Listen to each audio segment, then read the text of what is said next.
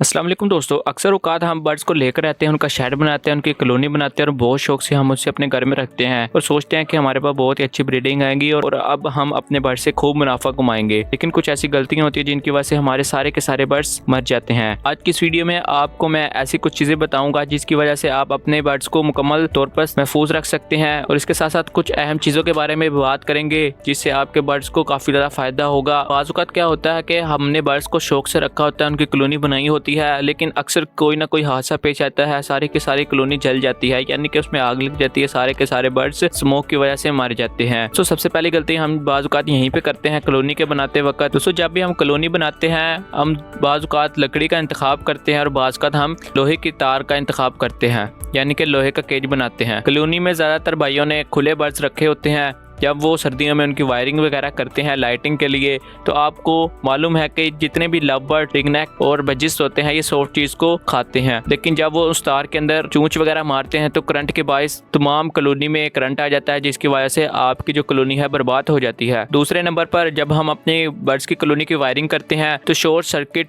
ज़्यादा होने का खतरा होता है, क्योंकि बर्ड्स की जो वायर है उसको हमने पानी वगैरह से महफूज करना होता है। सर्दियों में जब बारिश आती है तो शॉर्ट सर्किट के ज़्यादा चांस होते हैं, इसलिए जब भी आपने बर्ड्स की कॉलोनी बनानी हो ऐसी जगह का इंतखाब करें जहां पर आप वायरिंग इजीली कर सकें और वहां पर बर्ड डिस्टर्ब भी ना हो। हमेशा लाइट बल्ब है उसे कॉलोनी के बिल्कुल कोने में लगाएं ताकि बर्ड्स वहां तक आसानी से पहुंच ना सके, लेकिन वो जो बर्ड्स की हीट है वो उस कोने से सारी जगह भी पहुंच जाए। इसलिए हम कॉलोनी के लिए 100 वाट 200 वाट का बल्ब यूज़ करते हैं ताकि उसकी हीट सारी कॉलोनी में फैल जाए। अगर कॉलोनी लकड़ी की बनी होगी तो शॉर्ट सर्किट के बायस आग वगैरह लग जाती है, जिसकी वजह से सारे के सारे बर्ड्स बर्बाद हो जाते हैं। खासतौर पे अगर आपने रिंगनेक को रखा हो तो आपने लकड़ी का केज कभी भी इंतखाब नहीं करना है, क्योंकि रिंगनेक तोतों की आदत होती है कि वो लकड़ी वगैरह को चबाते हैं, जिसकी वजह से सारा लकड़ी का केज खराब हो जाता है। और बाज़ औक़ात तो रिंगनेक पैरट्स इस लकड़ी के केज को इतना ख़राब कर देते हैं कि लकड़ी का केज टूट जाता है और वो आज़ाद हो जाते हैं और भाग जाते हैं। दोस्तों, दूसरे नंबर पर सर्दियों में जो हम सबसे बड़ी मिस्टेक करते हैं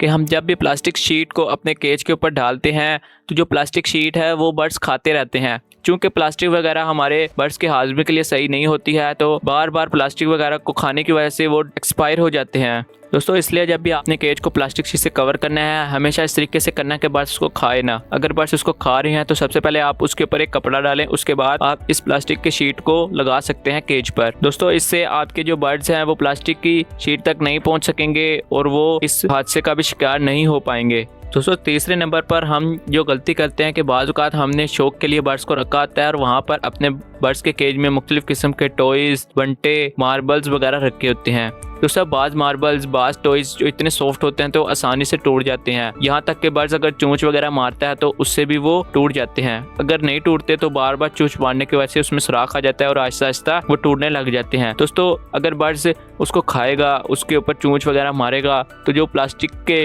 टॉयज़ हैं वो भी उनके पोटे के अंदर जाकर जमेंगे, सही तरह हजम नहीं हो पाएंगे, जिसकी वजह से बर्ड्स एक्सपायर हो जाता है। या फिर आपने अगर टॉयज़ रखना है तो इतने छोटे ना रखें कि वो बर्ड्स आसानी से चबा सके या फिर उनके जो चोंच है उसके अंदर आसानी से आकर उनके पोटे के अंदर फंस सके। अगर ऐसा होगा तो आपके जो बर्ड्स हैं वो एक्सपायर होने के काफ़ी ज़्यादा चांस होंगे उनके। दोस्तों, चौथे नंबर पर हम कॉलोनी में अक्सर ये गलती करते हैं कि हम बर्ड्स की जो मटकियाँ हैं वो इतने करीब लगा देते हैं कि जब भी बर्ड एग्स वगैरह ले करता है तो जब वो बाहर आता है तो बाहर आने के बाद उसे मालूम ही नहीं होता कि हमने अब कौन सी मटकी में जाना है। बाज़ औक़ात आपने देखा होगा कि एक मटकी के अंदर बर्ड्स ने एग ले किए हुए हैं, लेकिन अगर आप उस मटकी को दोबारा मॉनिटर करते हैं तो उसके अंदर कोई फीमेल नहीं आती है। 2 या 3 दिन के अंदर वो जो एग हैं वो एक्सपायर हो जाते हैं। दोस्तों, आपने इतनी तादाद में और इतने पास पास मटकियाँ लगाई होती हैं कि बर्ड्स जो घबरा जाता है, क्योंकि इनके अंदर इतनी समझ बूझ नहीं होती है, ये अपनी चीज़ को अच्छी तरह याद नहीं कर सकते हैं और इसी गलती की वजह से बर्ड्स अक्सर लड़ भी पड़ते हैं मटकी के पीछे,